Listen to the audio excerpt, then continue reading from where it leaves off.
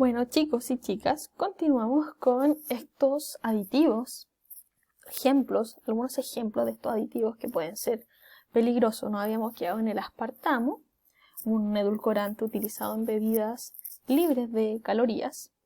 También encontramos otro aditivo que es el butilhidroxianisol, o según su abreviatura BHA.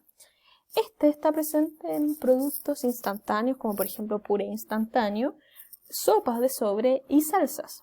¿Cuáles son los riesgos del consumo de esta sustancia? Bueno, en Europa, que tiene una legislación respecto a los alimentos más rígida que en Chile, este tipo de aditivo está prohibido su adición en alimentos que sean para niños.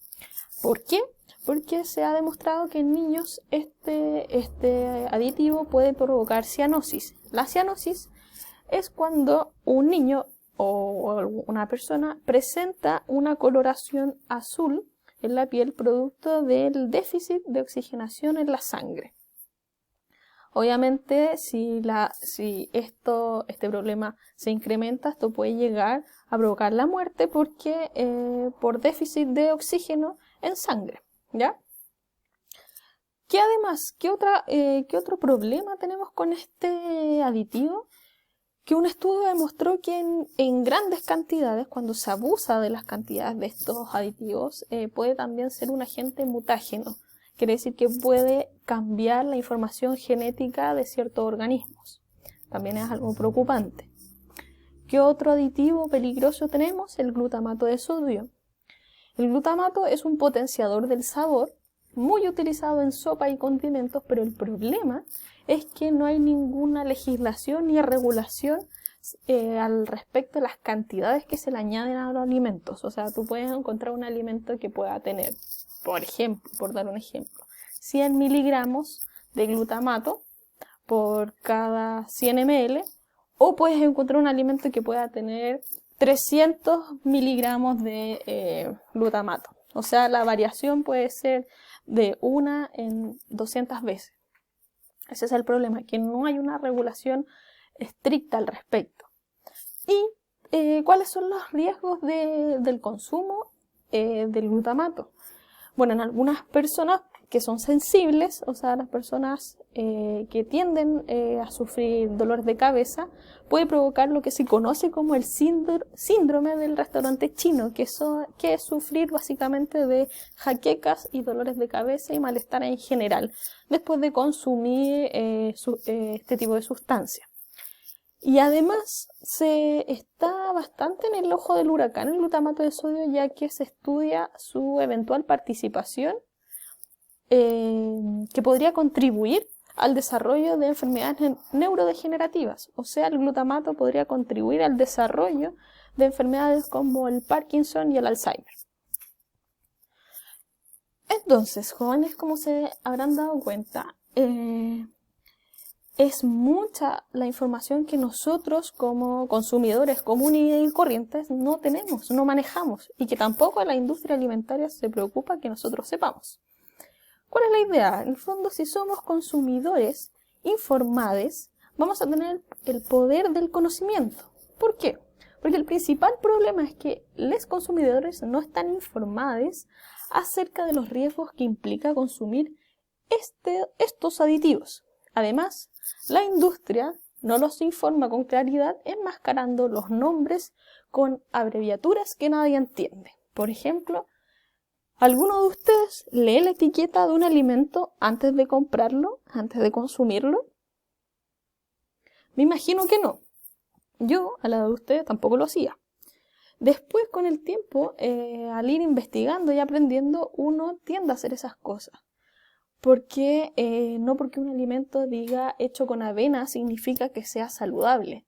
Porque si está, claro, efectivamente, hecho con avena, pero resulta que se le añadieron un montón de otras sustancias que pueden ser perjudiciales para la salud, claramente ese alimento dejó de ser saludable hace mucho rato. Entonces, ¿qué se esconde detrás de las etiquetas? Por ejemplo, aquí tenemos la etiqueta de una bebida azucarada, que muchos la deben conocer, muchos la deben disfrutar. Entonces, si se fijan acá, en los ingredientes tenemos agua carbonatada, colorante y salen unas letras E952, edulcorante, acidulantes. O sea, si ustedes leen eso, no se entiende absolutamente nada de qué es lo que dice ahí. Además, según lo que veo en la etiqueta, esto sería una bebida sin azúcar, ¿ya? Que a veces las postulan como sanas o más saludables porque no tienen azúcar. Pero claro, no tiene azúcar, pero tiene un montón de estos otros aditivos que ni siquiera podemos saber cuáles son, porque tienen una nomenclatura súper extraña. Entonces, ¿qué es lo general? Un alimento, mientras más procesado sea, va a tener mayor cantidad de aditivos, por lo tanto tendrá un mayor número de ingredientes. Si se fijan, acá tenemos un ingrediente, 2, 3, 4, 5, 6, 7 y 8, con los aromas en general que dice, porque tampoco lo especifica. Tiene 8 ingredientes. Y si se fijan, la mayoría de esos ingredientes ni siquiera sabemos qué es lo que son. Entonces, aquí a esto nos referimos que la industria enmascara los nombres de las sustancias y no las pone explícitas o con claridad. Tampoco se informa a la gente al respecto. Entonces, ¿qué significa esa famosa E en los envases? Bueno, esa E no es más que una categorización según la función que cumple cada aditivo. Entonces, por ejemplo, los que son colorantes, como nosotros ya vimos la definición de esa función, los colorantes van a estar entre la E100 hasta la E180, conservantes de la E200 a la E285, antioxidantes de la E300 a la E334 y así, etcétera. La lista sigue, por ejemplo, la sucralosa, el aspartamo. Todas esas sustancias se encuentran en este rango, en el rango de los edulcorantes, porque son sustancias que endulzan y en las etiquetas los pueden encontrar con estas abreviaturas. O sea, ustedes antes de esto sabían qué significaba esas E, ¿se habían dado cuenta que existían esas E en los etiquetados? A ver, entonces, chiquillos y chiquillas, consejos para evitar el consumo de aditivos. Como hemos visto, los aditivos están súper presentes en nuestra vida cotidiana. Es súper difícil anularlos de nuestra dieta por completo, pero sí podemos evitarlos o reducir sustancialmente el consumo de ellos. Bueno, el primer consejo para evitar este excesivo consumo de aditivos es evitar el consumo de alimentos altamente procesados. ¿Qué quiere decir eso? Galletas, dulces, embutidos. En general, todas esas cosas que nosotros nos dicen, oh, qué rico, pero en general sí, son sustancias que son apetecibles, pero hay que ser conscientes que en algún momento de nuestra vida puede eso tener consecuencias para la salud. Otro consejo es evitar el consumo de alimentos altamente procesados, como lo son la comida instantánea o la comida para microondas. ¿Ya? O sea, por ejemplo, todas estas sustancias plato listo, eso no es más que un festín de aditivos. Entonces, evitar el consumo de esas cosas. ¿Qué les recomiendo? Por ejemplo, si no tienen tiempo, siempre se puede un día a la semana cocinar y congelar la comida, pero que sea comida que tú sabes que le hiciste y sabes lo que le agregaste. ¿Ya? Evitar el consumo de estos platos listos, de esta comida instantánea, porque no es más que un festín, como dije, un festín de aditivos. Y otro consejo muy importante, elegir alimentos que no posean más de 5 ingredientes en su composición. Por ejemplo, vimos que esa bebida azucarada tenía 8 ingredientes y más de la mitad de esos ingredientes eran solamente aditivos. ¿Ya? Entonces, otro consejo súper valioso es evitar el consumo excesivo, el consumo de alimentos que tengan más de 5 ingredientes. Si ustedes ven un cereal que dice súper saludable, etcétera, que tiene fortalecido con no sé cuántas vitaminas y bla bla bla, pero ustedes ven la etiqueta y ven que tiene, por ejemplo, más de 10 ingredientes, esa cuestión es solamente aditivos, chiquillos y chiquillas. Así que espero que esto les haya gustado, esta presentación. Aquí les voy a dejar unos links de interés para ustedes. Son 3 cosas bastante interesantes. La primera, en su justa medida, la química de los alimentos.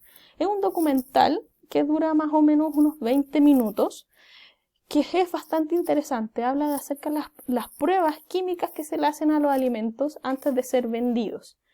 Es un material muy interesante debido a que hace una repasada acerca de los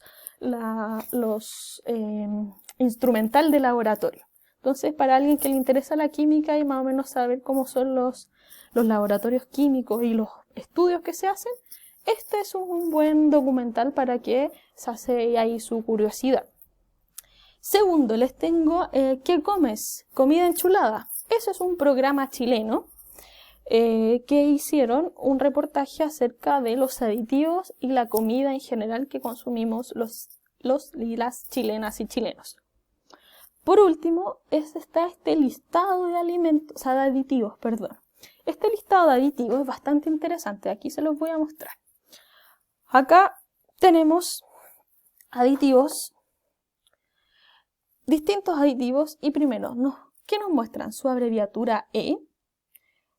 ¿Qué tipo de alimento es? Por ejemplo, está la carita feliz no nocivo. El origen, quiere decir que es de origen natural. El nombre del aditivo y la clasificación. ¿Ya? Entonces, por ejemplo, ustedes aquí pueden explorar distintos aditivos, pueden ver las etiquetas de los alimentos que están consumiendo y ver si son sustancias nocivas o no nocivas. Importante también, alimentos que no son nocivos para personas veganas y vegetarianas. ¿Por qué? Porque la industria, como ustedes bien saben, enmascara mucho de estos alimentos con esta nomenclatura. Por lo tanto, si tú eres vegano o vegana y quieres saber si están consumiendo aditivos de origen animal, aquí también puedes explorar cuáles son los aditivos que son aptos para veganos y veganas, ¿ya? Así que, chiquillos y chiquillas, espero que les haya gustado esta cápsula. De verdad que lo traté de hacer lo más cortito posible.